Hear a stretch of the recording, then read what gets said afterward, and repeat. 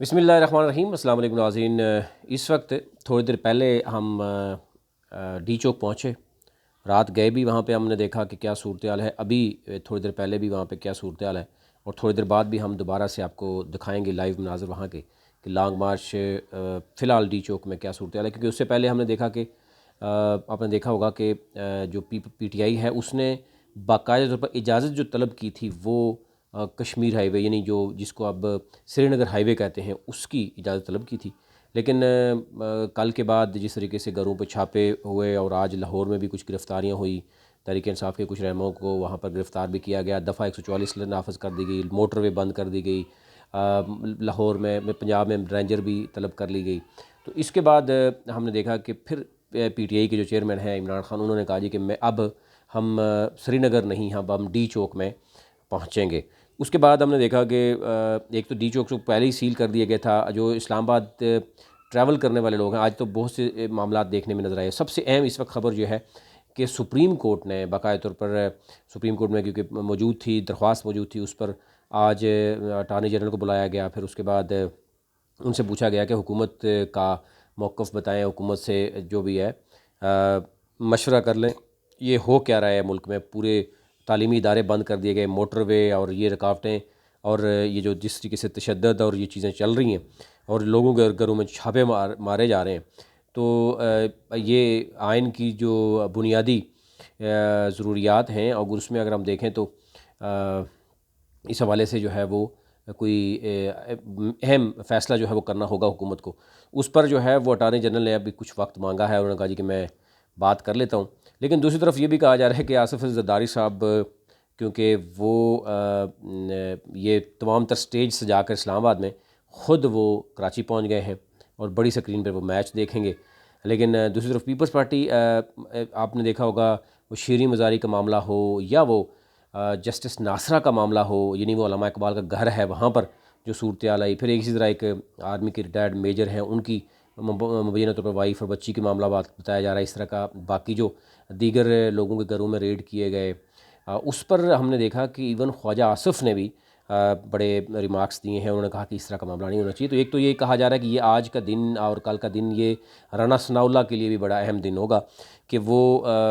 बच सकेंगे नहीं बच सकेंगे। अगर क्योंकि कुछ थोड़ा बहुत अभी गड़बड़ हुआ तो डेफिनेटली फिर सबसे बड़ा मुतालबा यही होगा कि राना सनाउल्लाह को हटाया जाए, जो कि लग रहा है कि तहरीक इंसाफ की पहली डिमांड ये होगी कि राना सनाउल्लाह को इंटीरियम मिनिस्टर ना रहने दिया जाए। उसके बाद अब सुप्रीम कोर्ट ने क्योंकि बातें खुल रही हैं और ये कहा जा रहा है, ये पहले से तय है कि हो सकता है कि जब ज़्यादा शोर शराबा होगा, मामला होंगे, तो फिर एक कमेटी खेली जा सकती है, कमेटी बनाई जा सकती है। तो एक तो इस वक्त है सुप्रीम कोर्ट ने मामले को देखा है कि आप पहले ही मईशत की जो हालात हैं वो सबके सामने है, ऊपर से फिर हम ये देख रहे हैं कि मामला सारे जो है वो इस वक्त पंजाब जो सबसे बड़ा सूबा है वो बग़ैर हुकूमत के चल रहा है। कभी कहा जाता है कि यानी हमज़ा शहबाज जो है वो उनके पास कोई इख्तियारात नहीं है, लेकिन फिर भी तबादले होते हैं, तकर्रियाँ हो रही हैं। फिर सुप्रीम कोर्ट ने जो एक सो मोटो लिया था कि जितनी भी तकर्रियाँ हो रही हैं और असर रसूख इस्तेमाल किया जा रहा है उसमें और फ़ायदा पहुंचाया जा रहा है जितने भी PDM के लोग हैं, ECL से नाम निकाले गए, बाकी जो दीगर है वो भी आपने देखा कि वो चीज़ें सामने आई। लेकिन ये तमाम तो सूरत हाल देखते हुए अब क्योंकि हमने देखा कि थोड़ी देर पहले वली इंटरचेंज में इमरान खान ने बाकायदा तौर पर पहुँचने के बाद अब आगे जो है वो बाकायदा तौर पर मार्च शुरू कर दिया और उनके साथ क्योंकि KPK में पूरी मशीनरी उनके साथ है। इसी तरीके से बाकी जो गिलगित बल्तिस्तान और कश्मीर इधर से भी हमें देखें मैक्सिमम सरकारी गाड़ियाँ जो है वो नज़र आती हैं। तो एक तो यह है कि KPK, AJK और गिलगित बल्तिस्तान में अभी भी तहरीक इंसाफ की हुकूमत है, तो ज़ाहिर है वहाँ के जो वज़ीर आला है, वज़ीर आज़म है, उनकी पूरी काबीना है, उनके पास सरकारी वसाइल हैं, वो लोगों को लेके आ रहे हैं। इसी तरह KPK से जो इसका ओरिजिन पेशावर से स्टार्ट किया गया खान साहब ने, तो यूँ आज़ादी मार्च, लॉन्ग मार्च जो है, जो एक्सपेक्टेशन है तहरीक इंसाफ के, अभी कुछ भी कहना कबल वक्त होगा, लेकिन जो सूरत हाल जो चार्ज है इस वक्त सूरत हाल आवाम जिस तरीके से वो देखते हुए कहा जा सकता है कि लोगों का जोश खरोश है, लोग पहुँचना चाहते हैं इस्लामाबाद में। अब मामला डी चौक और पहले श्रीनगर हाईवे का था, अब डी चौक की बात की जा रही है। अब देखना ये होगा कि इंतज़ामिया जो है वो बाकायदा तौर पर कहाँ पे परमिशन देगी, क्योंकि मामला अब कोर्ट में भी मौजूद होगा। और ये भी कहा जा रहा है कि जिस तरीके से रात को मरीम नवाज़ ने भी कहा कि मैंने हदायत कर दी है इंटीरियर मिनिस्टर को भी और प्राइम मिनिस्टर को भी, क्योंकि ज़रा वो पार्टी की नायब सदर हैं, तो उन्होंने कहा जी मैंने किया है कि इमरान खान को गिरफ़्तार ना किया जाए। तो इससे भी अंदाज़ा लग रहा है कि ज़रा वो अपना बताना चाह रही हैं कि भाई उनके पास भी पावर है, वो भी कुछ करने कह रही हैं। तो दूसरी तरफ जो है वो अब तीनों हुकूमतें पीटीआई की हैं, एजेके, केपीके, गिलगित बल्तिस्तान। देखना ये होगा कि कितने लोग लाए जा सकते हैं। लेकिन अब की बात डिफरेंट है। यानी पहले तो ये कहा जाता था कि इमरान खान के पास बड़े बड़े एटीएम्स हैं, वो पैसा लगाते हैं। अब ये सूरत देखने के बाद जो कि हिकमत अमली पीडीएम की रही, जो अब पीडीएम ख़ुद भी समझती है कि वो उनसे गलती हुई, उसके बाद ऐसा मरहला भी आया कि जब आवाम निकली और उसके पीछे लीडरशिप निकलने में, यानी वो मजबूर हो गए उसके आवाम के पीछे। तो एक तो ये है कि अब बच्चे, बूढ़े, बुज़ुर्ग, यानी ख़वातीन, ये तमाम जो है वो इसका हिस्सा बन रहे हैं और तमाम मकासद फ़िक्र के लोग इसका हिस्सा बन रहे हैं। एक तो हम ये देख रहे हैं कि रात गए भी बहुत से लोग वहाँ पर मौजूद थे। अब इस्लामाबाद में क्योंकि सराउंडिंग से, कश्मीर से, हज़ारा से, इसी तरीके से जीबी से और बाकी एरिया से भी लोग बहुत बड़ी तादाद में पहले ही इस्लामाबाद में पहुँच चुके हैं मुख्तलिफ़ रास्तों से, क्योंकि उनको इल्म था कि जिस तरीके से रास्ते बंद होना शुरू हो गए थे, तो यूँ ही रात को भी कुछ लोग पहुँचे हैं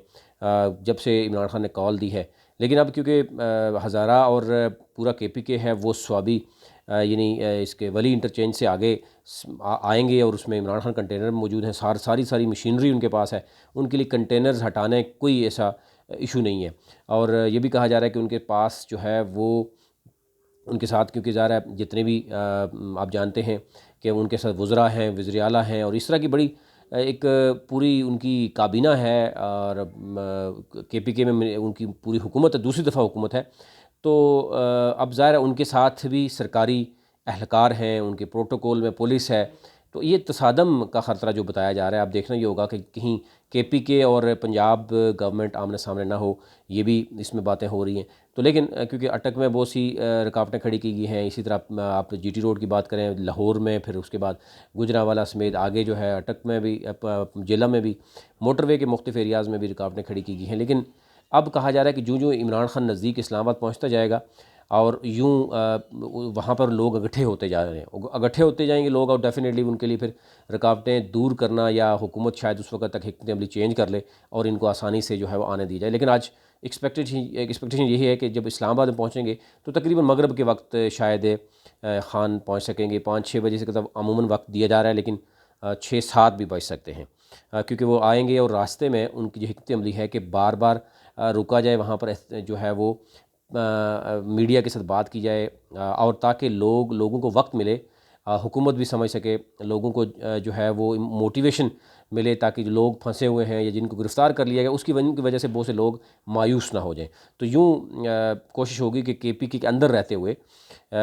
मैक्सिमम टाइम जो है वो खान जो है वो उधर गुजारें और फिर इंट्री शाम को वो इस्लामाबाद की तरफ इंट्री डालें, ताकि बाकी जो एरियाज़, बाकी पूरे मुल्क से लोग हैं वो आसानी से पहुँच सकें। तो ये अभी तक हिकमत अमली है। दूसरी तरफ हुकूमत तो ये कह रही है कि हम रोकेंगे, रुकावट बनेंगे, लेकिन शायद उनके लिए मुश्किलात खड़ी हो जाएं, क्योंकि ज़ाहिर है केपीके से जो सूरत हाल नज़र आ रही है वो जो उनके साथ मशीनरी है, जो उनके साथ अमला है, उसमें वहाँ की पुलिस भी है, वहाँ की सिक्योरिटी उनके साथ मौजूद है। तो इस सूरत हाल में उनको रोकना बहुत मुश्किल होगा। ओवरऑल इस्लामाबाद में अगर हम देखें तो 22 से 25,000 टोटल, यानी अभी तक एहलकारों की बात की जा रही है जो तैनात किए गए हैं। और फिर कहा जा रहा है कि मज़ीद भी लोगों को, मुख्तलिफ़ सूबों को जो है वो कहा गया है कि वो अपनी नफरी भेजेंगे नज़दीक तरीन, क्योंकि हमने देखा कि आज़ाद कश्मीर से ही बुलाई जाती है। तो आज़ाद कश्मीर में आपने देखा होगा कि वो पीटीआई की हुकूमत है, इसी तरह गिलगित में भी पीटीआई की हुकूमत है, केपीके में भी गिलगित की हुकूमत है, अपना पीटीआई की हुकूमत है। तो इसका मतलब ये है कि पंजाब जो है वो, जो कि इस वक्त ये भी कहा जा रहा है कि वो किसी की हुकूमत नहीं है, लेकिन वहाँ की अगर पुलिस भी बुलाई जाए, और इस्लामाबाद की, जो कि सिंध से बुलाना थोड़ा मुश्किल होगा, वो लेकिन बलूचिस्तान से बुलाना मुश्किल होगा, तो यूँ मुश्किल हो जाएगा हुकूमत के लिए अगर PTI, AJK, Gilgit Baltistan, KPK के सारे मैक्सिमम क़यादत इकट्ठी हो जाए, आवाम को इकट्ठा करने में कामयाब हो जाते हैं, तो फिर वो अगर आगे आते हैं, क्योंकि जीबी का कहा जा रहा है कि जीबी के लोग भी उस तरफ से ही इंटर हुए हैं, इधर से जो है वो एजेके के लोग इंटर हो रहे हैं, लेकिन एजेके की मेन क़यादत कहा जा रहा है कि वो भी पहले ही इस्लामाबाद में खुफिया मकामात पर पहले से मौजूद है, तो उनकी हिकमत क्या होगी। मुख्तलिफ़ अतराफ़ से लोगों ने ABC प्लान बनाए हुए हैं, गवर्नमेंट ने भी बनाए हुए हैं, अपोजिशन ने भी बनाए हुए हैं।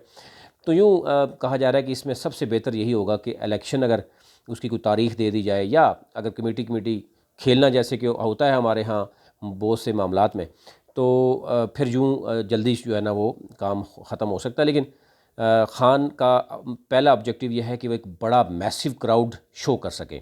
एक तो उनका ये सबसे पहला बुनियादी जो इस वक्त मकसद PTI का है वो कि आज़ादी मार्च अगर वो समझते हैं कि 1-2 दिन एक बड़ा उन्होंने क्राउड शो करने में कामयाब हो जाते हैं, उसके बाद कमेटी भी खेलना शुरू करें या इलेक्शन अनाउंस हो जाए, उनके लिए एक बहुत बड़ा मैसेज होगा। जहाँ पर उन्होंने मैसेज देना है वहाँ देने में कामयाब हो जाएंगे, और अगले इलेक्शन के लिए भी ये एक भरपूर उनकी कैंपेन होगी, और यूँ जो है वो कामयाब हो सकते हैं। अभी तक तो सूरत ये नज़र आ रही है कि हुकूमत मसलसल जो है वो बैकफुट पे जाती हुई नज़र आती है। जब से हुकूमत आई है उनकी जो प्लानिंग थी वो शायद नाकाम हो गई है, क्योंकि ये भी कहा जा रहा था कि मुस्लिम लीग नून के अपने सीनियर रहनुमा कन्फ्यूज़ हैं। ख्वाजा आसिफ के रिमार्क्स आप सुन लें, शाहिद हसन अब्बासी आपको बैकफुट पे नज़र आते हैं। वो बार बार ये कह चुके हैं कि हम बहुत बड़ी गलती कर रहे हैं, लेकिन कहा जा रहा है कि आसिफ ज़रदारी और मौलाना फजल रहमान जो है वो चाह रहे हैं कि मैक्सिमम उनके जो अपने काम हैं वो निपटाए जा सकें, जो जिस मकसद के लिए वो आए हैं वो कर सकें। आल्दो के शो तो रिफॉर्म लाया जा रहा है, लेकिन अगर मैं सिर्फ आपको बजट बताऊं कि जो मौलाना फजल रहमान अपने इलाके में 42 अरब के प्रोजेक्ट्स जो कहा जा रहा है कि फ़ौरन उन्होंने कहा जी कि ये मंजूर करें और फ़ौरन इनके टेंडर्स हों ताकि काम स्टार्ट हो, उसके बाद इलेक्शन अनाउंस हो जाए। तो ये सिर्फ एक मौलाना फजल रहमान की बात कर रहा हूँ। बाकी जितने भी इत्तेहादी हैं उनकी भी कोशिश ये है कि एटलीस्ट जो है वो मंजूरी हो जाए, काम शुरू हो ना हो वो आवाम को बता सके कि जनाब हम तो थोड़े अरसे के लिए आए और हमने इतना कुछ कर लिया। तो यूँ दोनों तरफ से खेला जा रहा है, और इमरान खान ये समझते हैं कि अगर इनको वक्त ज़्यादा दिया गया तो डेफिनेटली ये फिर इनको कमज़ोर करेंगे, बाकी मामला होंगे तो वो नहीं दे रहा। लेकिन ओवरऑल अगर रवायत को देखते हुए जो बातें हो रही हैं कि जनाब UK में ये होता है, USA में ये होता है, तो बरतानिया में भी अगर आप देखें तो उन्होंने भी एक मिस हैप उनके यहाँ हुआ था, उन्होंने भी 10 साल इस तरह के गुजारे, लेकिन उसके बाद बाकायदा तौर पर वहाँ पे कानून साजी मौजूद है कि जो ही अदम एतमाद होता है उसके बाद इलेक्शन होते हैं। तो पहले तो PDM ने भी ये कोशिश की कि हम इलेक्शन करवाएंगे, तो ज़ाहिर है इलेक्शन के बाद जो ही अदम एतमाद आ जाता है तो ज़रा बाज़ार तो हम देख रहे हैं कि कानून में तो यही है कि वज़ीर-ए-आज़म असम्बली तोड़ नहीं सकता, लेकिन हुकूमत को चाहिए था कि फ़ौरन आके अनाउंस कर देते। तो यूँ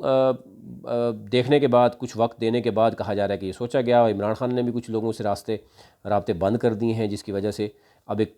तातल का मामला तो मौजूद है। लेकिन आज का दिन और कल का दिन कहा जा रहा है बहुत ही इम्पोर्टेंट होगा। थोड़ी देर बाद आपको D चौक और बाकी जो मनाज़र हैं वो भी दिखाएंगे कि क्या सूरत हाल इस वक्त मौजूद है।